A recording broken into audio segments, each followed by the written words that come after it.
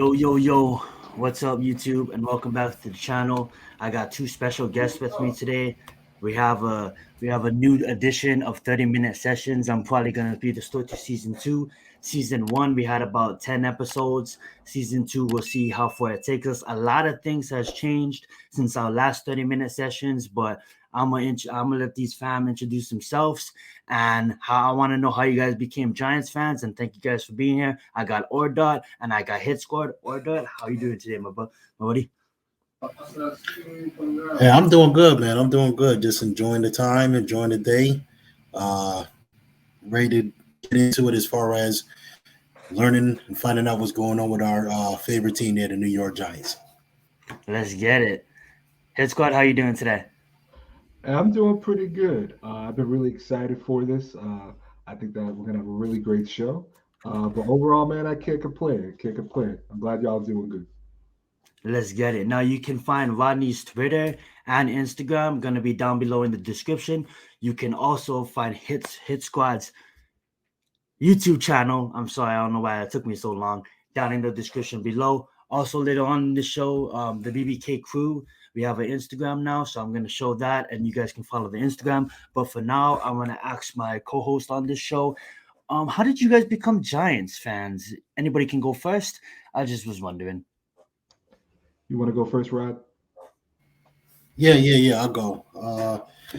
When did I become a Giants fan? I've been a Giants fan practically since I was 9, 10 years old, and I can remember watching games with my stepfather, and I'm trying to find out what's going on, what's this game about, and I was hooked ever since. And with the first game I can remember watching was a Dallas and New York Giants game, and I remember seeing the names Taylor. I can remember seeing the names Pepper. I mean, I that's when I found out who Bill Parcells was later on, going back, who a lot of these guys were. But I've been a Giants fan since then, and I've never stopped. I I'm always love going to it. be a Giants fan through and through, no matter what. 0-16 Giants for life, right? No matter what. I Facts. love it. All, We'll all, never go all day, 0-16 out of every here. day. We'll never go 0-16. No Yeah, way. don't wish that, man. Don't wish That's that on us. That's definite, man. Hit Squad, how did you become a Giants fan? Nah, no way. I mean, yeah, like I said, don't wish that on us. For me, I was a Giants fan out the womb. Personally, my entire family, they're all Giants fans, so I didn't really have a choice, regardless. But my it was really my dad. My dad, he made it fun for me and my brother, and then, honestly, I mean, because he always played football too, up until college, and he really just made me love the game, and he really made me love the New York Giants. And I loved how anytime I watched the game, they reminded me of my dad. Blue collar, hardworking. At the time, not really now. It was something to be proud of. In terms of the product being put on the field. And he always just stressed how honestly how great this organization was compared to a lot of organizations throughout the league, what it meant to be a Giants fan. And we're not doing too good right now, but we're still one of the staples in this league. That a lot of teams throughout the league still respect. But yeah, really, I got to thank my pops for it, and my mom too. But I got to thank my pops for it though. Absolutely. Like you said last, we're not doing so good right now, but I believe that we all believe that we hit rock bottom and we're kind of heading in the right direction, right? So I just want to ask you guys, what your guys' thoughts on any comments on Dave Gettleman getting relieved or retiring? Any thoughts on Joe Judge getting fired? Do you think that that was the proper moves for the team? Do you like the choice that the team is heading? And then after that, maybe we can talk about some of these GMs and some of these coaches. So, Rodney, you want to begin? Any thoughts on? Do you believe that it was the right move for the Giants? And what's your thoughts on the whole situation? As far as the Gettleman retiring, I think that was the wrong way to handle it. He should have been fired. He should have been fired. Mm, I guess a year or 2 years ago. But I get it. he's been a staple as far as where the Giants is concerned for many years. Even when he was in Carolina, he was still a part of, in some aspect, the Giants organization. He knew uh, John Mara. They were friends with him and John Mara and Steve Tisch. So I can understand that. But honestly, if it was me and I'm the owner, I'm firing you. Just get out, because I honestly believe that he has literally left this organization in a worse state than when he originally got here and he inherited it. It's been in a worse state. As far as Joe Judge is concerned, I get it. It's a business. And this is a results-oriented business. And if you're not producing results, chances are that you're going to be gone. It's just in any other job that any person would have. My job, for instance, if I'm not producing, if I'm not sitting there meeting, what my job would consider reasonable, uh, you know, goals for myself, then guess what? I'm gone.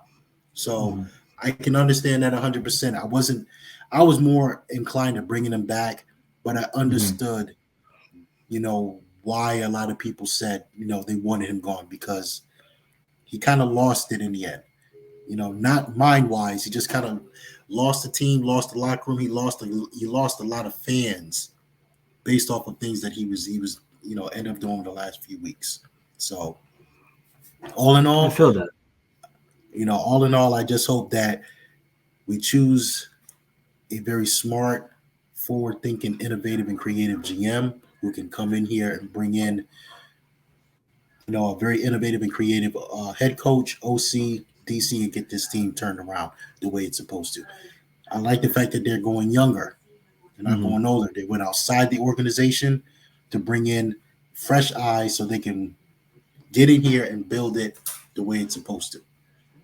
And as long as John Mara can get out the way and say, you know what, I'm giving you guys carte blanche to handle this organization. I'm giving you free reign. Do what you need.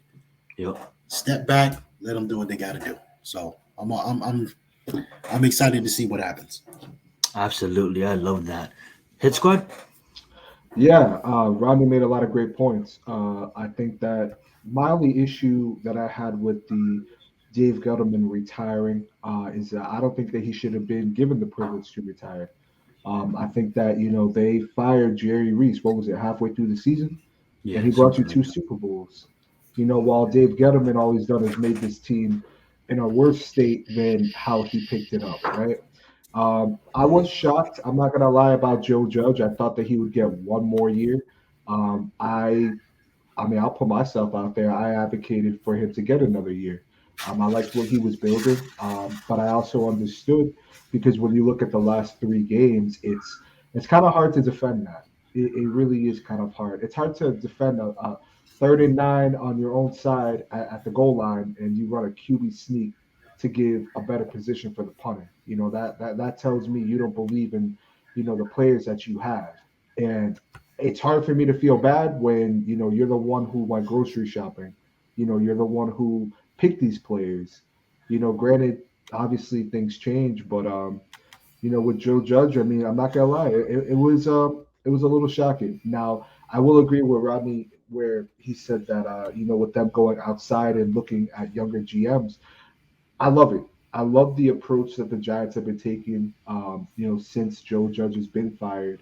I think that was the first step, for me at least, that showed, okay, this team is serious about making a change. Because you heard that John Mara it hurt him, to fire Joe Judge. Like that was one of the hardest things he had to do. And, I love Joe Judge as a guy. I think that he could be a great coach. Um, but I will say this much, right? Looking at these GMs that they're potentially bringing in, whether that's Sheen, whether that's Peters, um, Oh, yeah, or Holes, it really makes me frustrated that we dealt with Dave Gettleman that long. It really makes me frustrated that we dealt with Gettleman that long because I'm not going to be upset if they go either route with these GMs. I'm going to be perfectly honest with you. I'm not going to complain. I think that I understand a lot of people want to marry Brian Dable and Joe Sheen, but it's not a guarantee. But I'd like to see Dable here. I'd love to see Flores here. So, Mhm. the offseason is just getting started. We're gonna have a lot to talk about. It's gonna be really fun. Absolutely. And let's get into that GM talk. Hit squad, you can go first. Now I know that Joe Shane is the front running candidate. Most likely, I believe that he is going to be our head coach. Sorry, our GM. I want him to be our GM. It's on the ESPN transactions logs from January 7th that he got hired. I wouldn't believe anything just yet, even though it is happening. I won't going to believe it if Giants posted it, or if they talk about it on NFL, or they start talking about it on ESPN networks and stuff like that. Right Yeah, now, it could be a mistake with the transaction log. That was like the day that like the day after Joe Judge got fired. So that's a little bit tricky. I'm not saying he's not gonna be our GM. He probably will be our GM, but until it comes out, I'm just gonna hold off on announcing it. And also, too, he is my probably first choice in a GM, probably followed by polls. What is your hit squad? You can go first. What are your guys' GM choices if you guys like a candidate more than others, and why would you want to bring them in? yeah. So in terms of a GM that I'm looking at, I mean, for me, it's hard. I got to be perfectly honest with you. It is hard Mhm. for me to decide between these two because I'm torn between Sheen and I'm torn between Peters. I love what Gotcha. they both bring. When you look at their resume, it's really impressive for both of them. Yes. I don't think you can go wrong with either or. If Sheen is here, I'd love Dable to come. If Peters comes, I would love. I think his name is Mike McDaniel's, the offensive coordinator over there at the 49ers. I mean, he's such a smart guy. When you listen to him talk, you want to talk about a teacher and you want to talk about just how thorough someone is with how they teach. I think that he would be incredible over here. But for me, my personal favorite, it's got to be Joe Shane. Um, I think that right now, I think he's the front runner. And it's funny that you mentioned about the ESPN transaction log that got removed today. It did get moved, so it's probably a They typo. they removed it today. Now it Mhm. could have been a typo. Could it have been that And it they could have weren't been true, and they expecting? don't. Yeah, they weren't I let you expecting fans finish. to pick up on that. Hmm. And there's a lot of different things, man. But for me, Joe Shane's got to be for me the general manager, and I think that we'll get an answer tomorrow because I've been I think so on too. Twitter all day saying announce the Yep. GM. So And the final second interview was today too. They wrapped up with all the second interviews, if I'm yes, not mistaken. yes, they Hell yeah. did. So we got three We'll, finalists. while we wait for order to come back, is there any coaches? I know you mentioned Brian Flores. Like I wouldn't mind bringing in. I'm sorry. I know you mentioned Brian Daboll. I Mhm. know I wouldn't mind bringing in Brian Flores. So before we transfer to Ordot, is Brian Dable like probably the head coach that you probably want the most, or is there another head coach out there, maybe like a Dan Quinn, or someone else like a McCourtney that you mentioned that you would want? So my two coaches that I would want personally would either be Brian Flores or Brian Dable. Um, I am not opposed to Jim Harbaugh, but I just think that it would take way too much to bring him over here. Now I get it. Mara's a billionaire, Tish is a billionaire, but at the same Mhm. time, how much is he gonna want? How much control is he gonna demand to have? Now, my only and I understand the counter argument where people don't want to have a first year head coach again. They want Mhm. someone more seasoned. Um, and I'm not personally a fan favorite of Dan Quinn, but the facts are the facts. He took a team to the Super Bowl. He's Mhm. kept that team competitive up until recent years. But yeah, for me, it's got to be Dable. But my 1B is definitely Brian Flores. I love it. Let's give Ordut some time. Ordut, any general managers that you really like? You can just talk about the whole GM situation. Who's your front running candidate? Who do you think that you would like as the GM for the Giants? And also follow that up by your coach.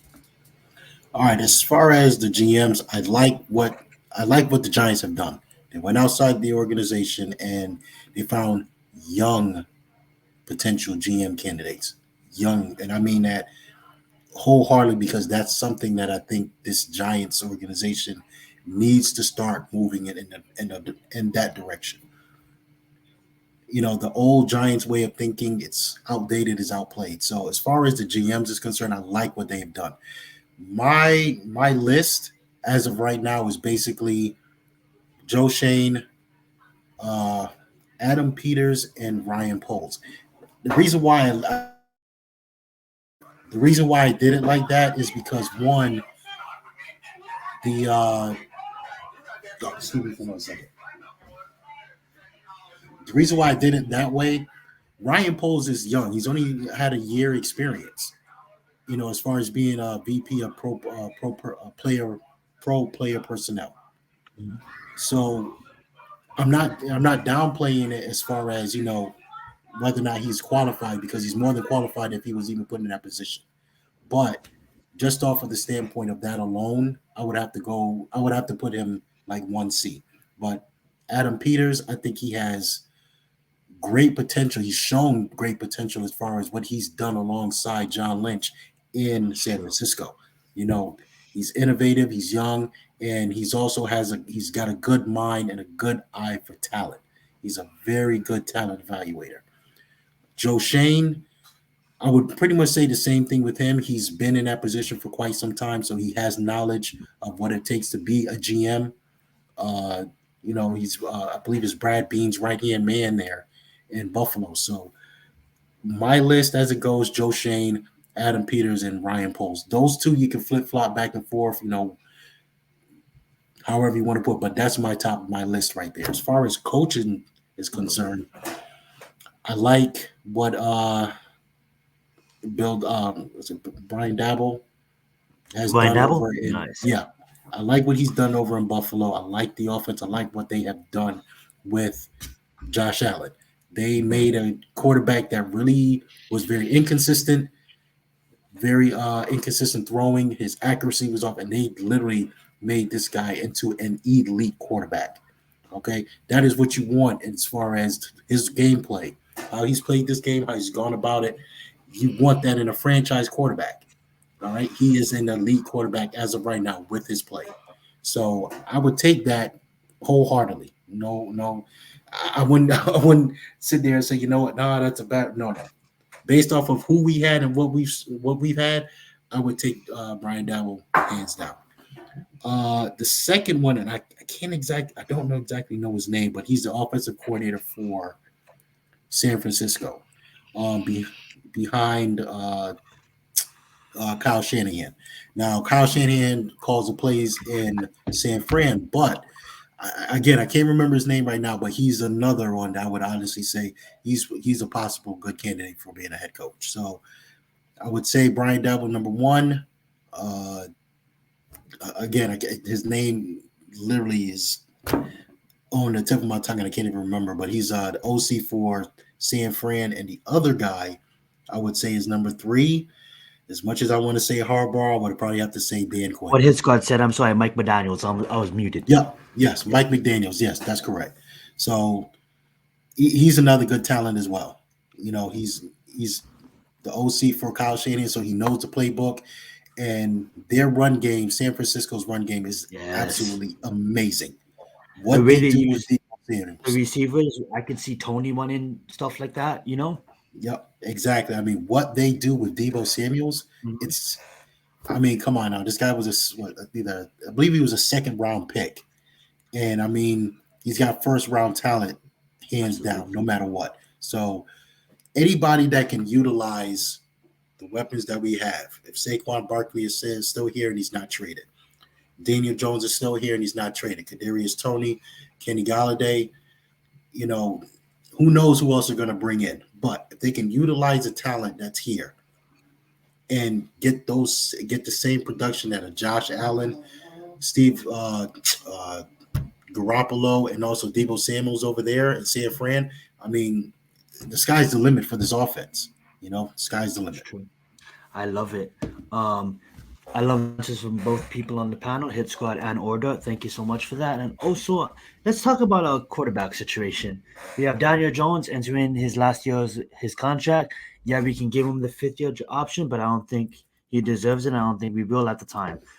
Two things can happen, right? Multiple things can happen, but let's just focus on these two things. The new head coach, the new GM could come in and want to take their quarterback.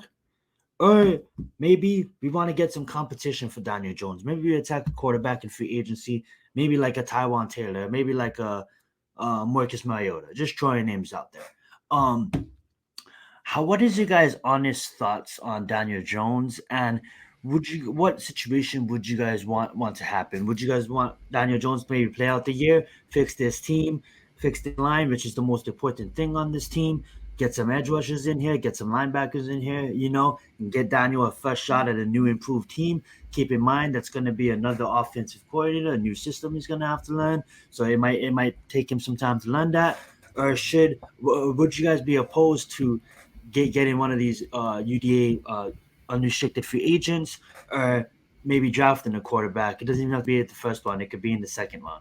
What's your guys' thoughts on the whole QB situation? And then after that, maybe we can get into the O-line talk. Well, I'll go first, his squad, if you want to go first. No, do you think? Do you think?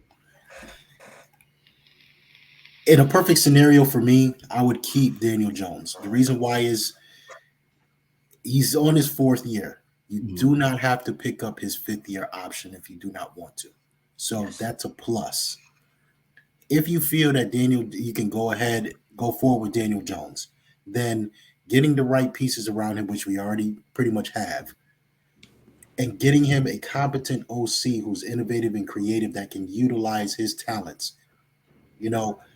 I see much more upside with him than him being this quote unquote just below average to below average quarterback. All right. He needs that because he has not had that. The only time he's really had that was with Pat Shurmur. And you saw what he can do with a creative offensive coordinator. All right. Pat Shurmur used him correctly. He could get the ball out. Granted, he was a rookie, so you don't have much tape on him outside of what you saw at Duke. So with any new player that comes in, it's going to be difficult to be able to hone in on what his weaknesses are.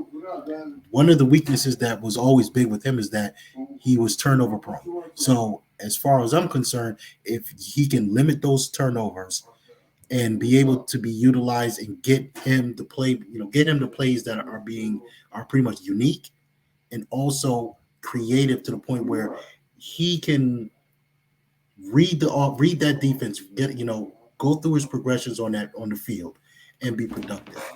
The past couple of years, he hasn't been, and that's what's been lacking. I believe that's really what has held him back.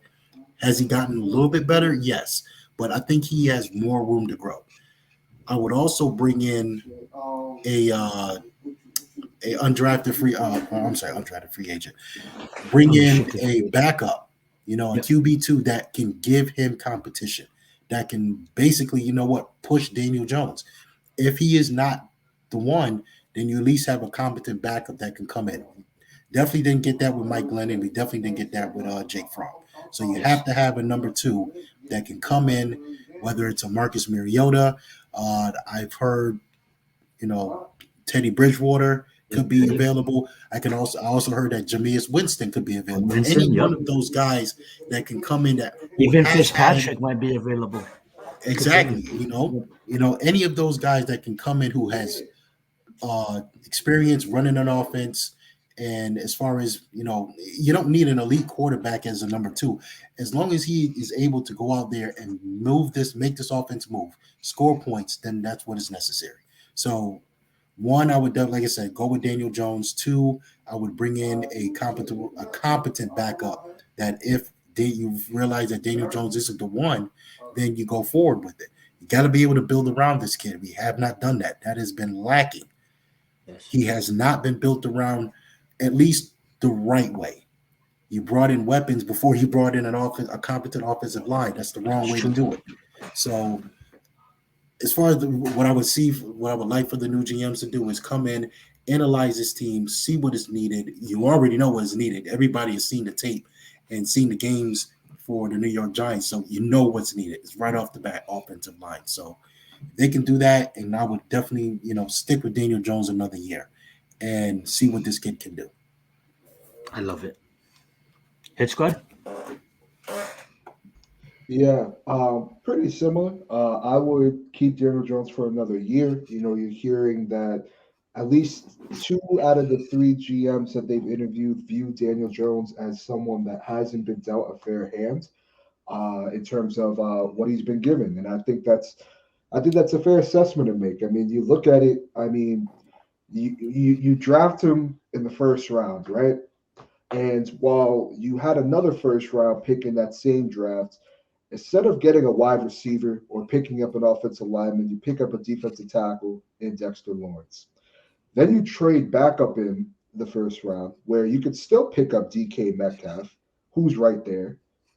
You still got AJ Brown, and you draft DeAndre Baker. Now, obviously, this is hindsight, but that's Hmm. his first year, right? Still not having an offensive line. Then in year two, we get Andrew Thomas. You hear that they're changing his technique. His offensive line coach from Georgia came out and said that he doesn't recognize what they're doing to his technique. That's not the same technique he had at Georgia. Colombo gets fired. They switch it. Andrew Thomas looks a lot better. Now that definitely helped bring the fumbles down. I feel having Andrew Thomas play better. I think that Daniel Jones took some steps this year that he needed to take forward. There are some things that Daniel Jones has to work on. I think he needs to go through his reads faster. I think that we need to stop running him like he's Lamar Jackson. I'm not saying take away his ability to run the ball, but he doesn't need to run the ball damn near what, like 30% of the game. Like you're Hmm. just putting your quarterback at risk there.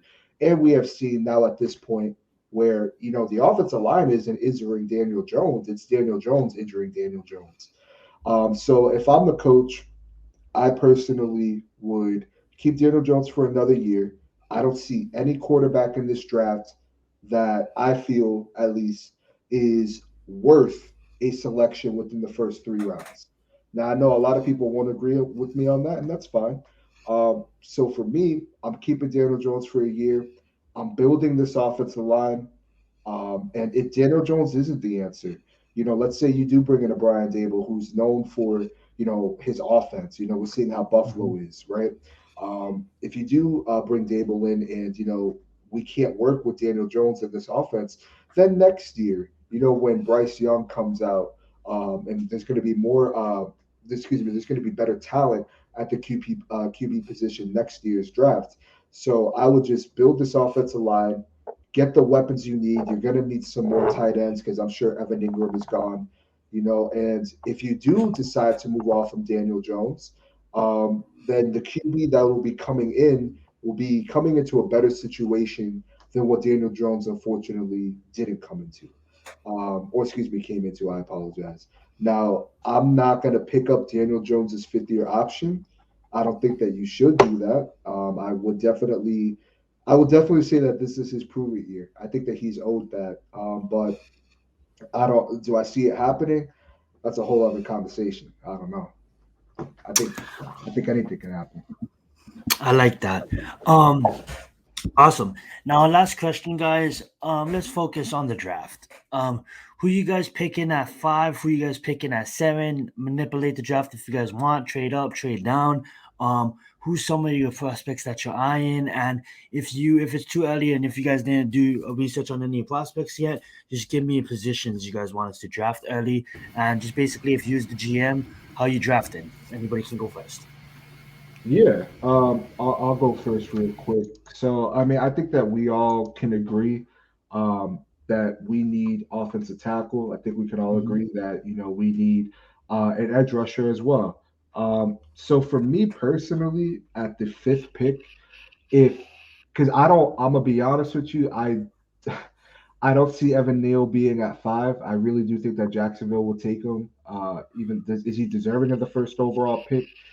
I'm not too sure about that, but they really need offensive line.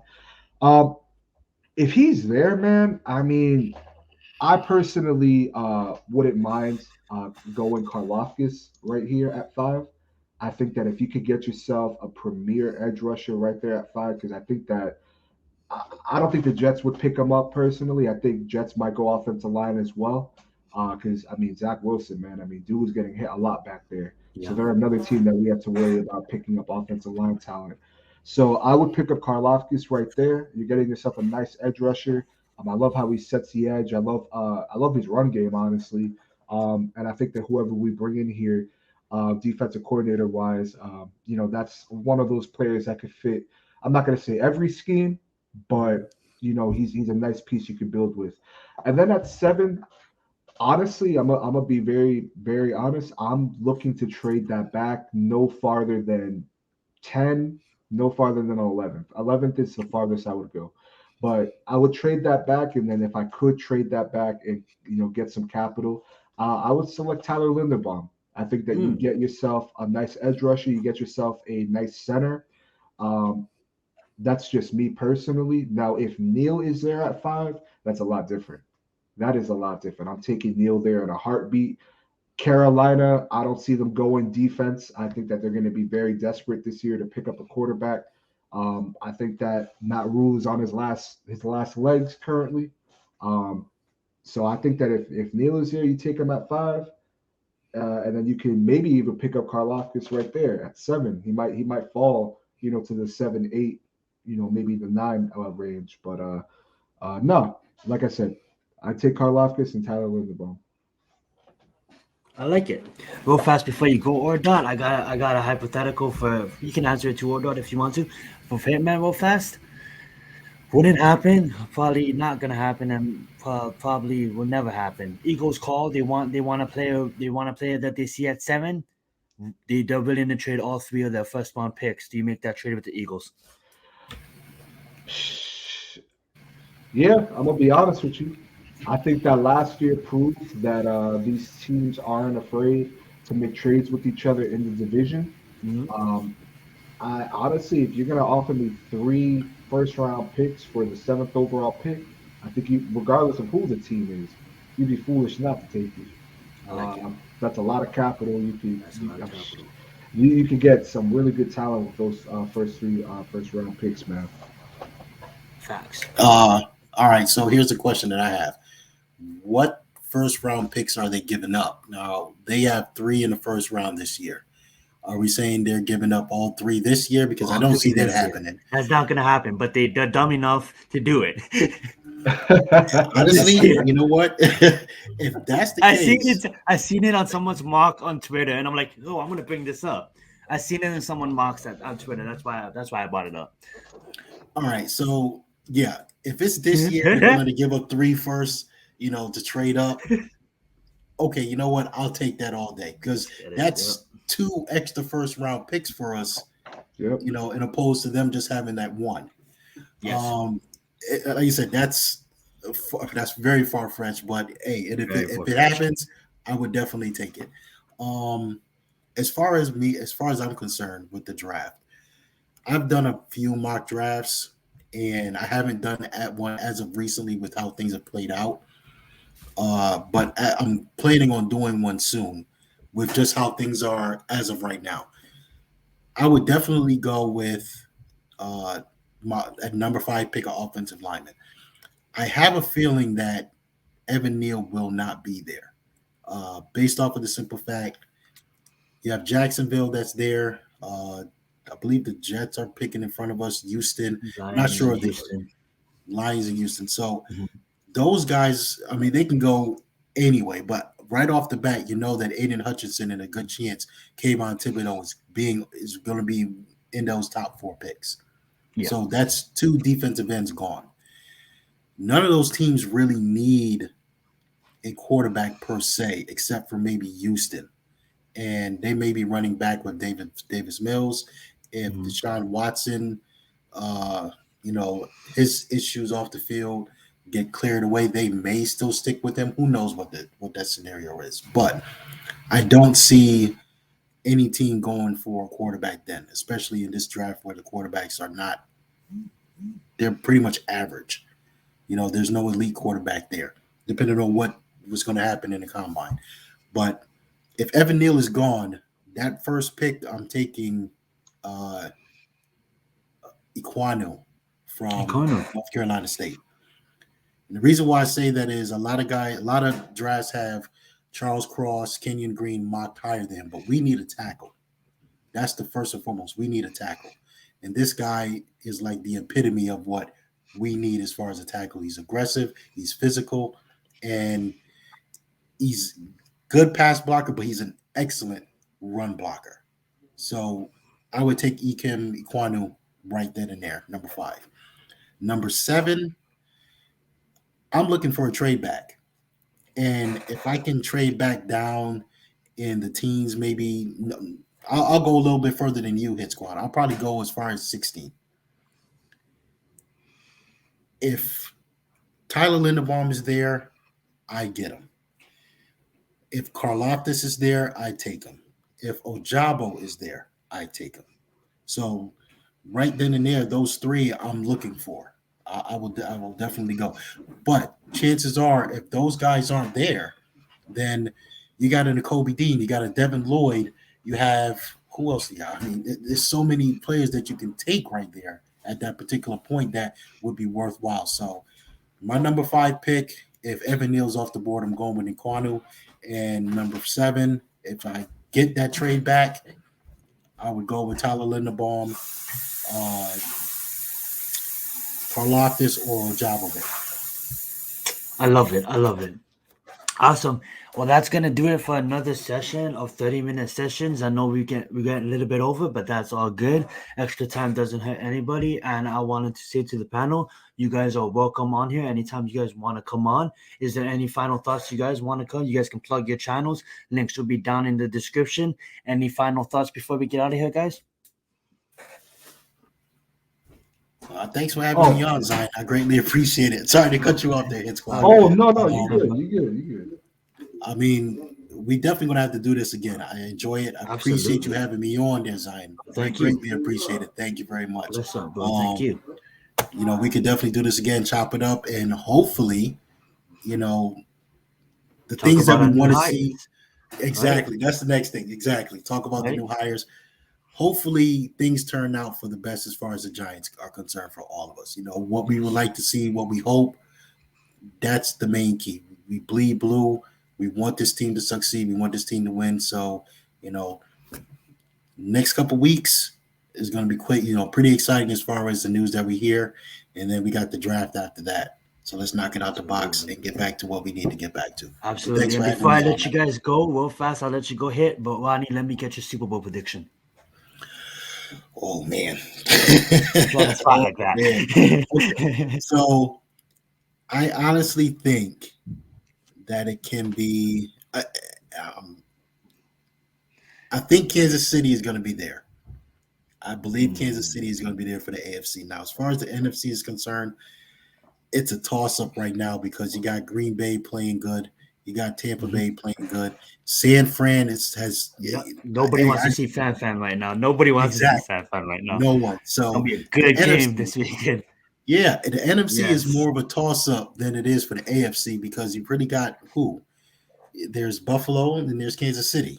Yeah, you know, unless the Titans surprise us or Bengals surprise us, you know. Exactly. But I love the matchup between the Bills and the Chiefs. I'm glad they have to play each other. You know, hell yeah. Yep. Hit Squad, because that right there you're going to see who's the best. Absolutely. Yeah. Any final thoughts, Hit Squad, and then let's get your Super Bowl prediction. Yeah, no, I just want to say thank you for having me on the show, man. It's always a great talk. It's always a great time, man. We definitely got to do this again. You know, I'm really excited to see where things go. I mean, it's going to be a fun off season. You know, it's going to be a lot of content out there. You know, right now we're just waiting patiently to see who's this general manager, who our head coach could possibly be. I mean, we got a lot to look forward to, and I'm really excited, man. Y'all can follow me at Hit Squad Productions on YouTube. The link will be in the description. You can also follow me on Twitter, HITSQUADPROD _ after prod, and yeah, you'll find the kid. Hell yeah, Super Bowl prediction. I'm gonna be honest with you.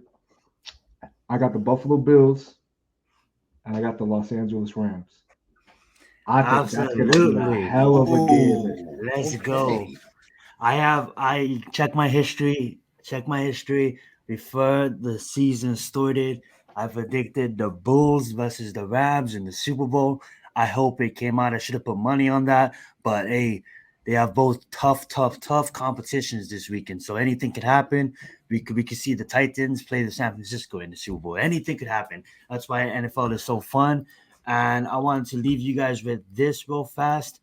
BBKC has an Instagram now. So make sure if you didn't, you go follow us. I just did a nice little graphic here number 5 picks in the last year, and you can get to know the members of the BBKC. And also too, when we go live, you'll get notified in one place on who's live, what channel, and where you guys can find us. So if you guys don't mind going and checking that out, and also going and checking out, of course, Rodney's Instagram, Rodney's Twitter, link down below in description, and always Hitman's channel. Go check them out as well. Thank you so much for joining us today, guys, and you guys have a wonderful day. Let's get it, Giants for life.